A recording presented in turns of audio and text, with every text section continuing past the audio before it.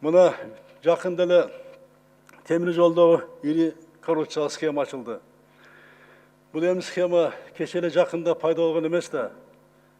Бул көп жылдан бери келаткан схема деп мына эсептейбиз. Мына ушундай маалыматтык органдар мага да беришти. Эмнеге бул ачталган эмес? Эмне үчүн дегенде, ошо текшерүүчү органдар менен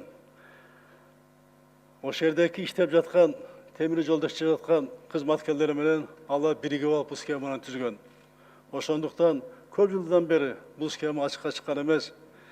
Биз ичип жеген аткамилер менен гана эмес, аларды жаап жашырып, кошо табакташ болуп келаткан укук коргоо органдарына да бетин ачышыбыз керек. Аларга дагы кара таяосуз күрөш жүргүзүлөт. Мына мен алдырдым. Ушу 2 жылда канча жолу темир жолго, бир мисал айтып кетейин, темир жолго текшерүүлөр барган деп.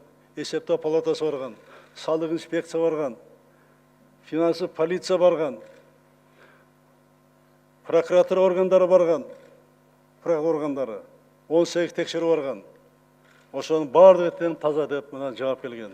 Мына коррупцияны күрөштүн кайдан аксап атабыз биз? Биз аксап атабыз. Ошо коррупцияны күрөшүп аткан органдар, ошол мамлекеттин элдин кызыксында тура турган органдар, ошого бөгөт коюп аткан органдар өздөрү кошулуп алып, бирге схема түзүп алып, табакташ болгондо мына биз ушундай кыйналып атабыз. Мына буну дагы атайын тергөө органдарына киргизип атып алып чыктык, буну дагы алып чыктык.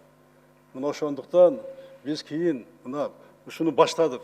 Азыр органдар ошол текшердиңби, ошону жаптыңбы, сен жооп бер. Ошон үчүн ошол жерде отуруп иштеп атасың, айлык алып атасың. Ошол жерде балачкаң багып атасың. Мына ошол текшерген темир жолду прокуратура кызматкерлерин дагы, финанс полициянын дагы, эсептөө палатасына, салык инспекциясына жоопко тартыш керек. Антпесе бул токтобойт. Мына ушуну азыр биз колго алып атабыз. Буюрса бул боюнча дагы катуу иштер жүрөт.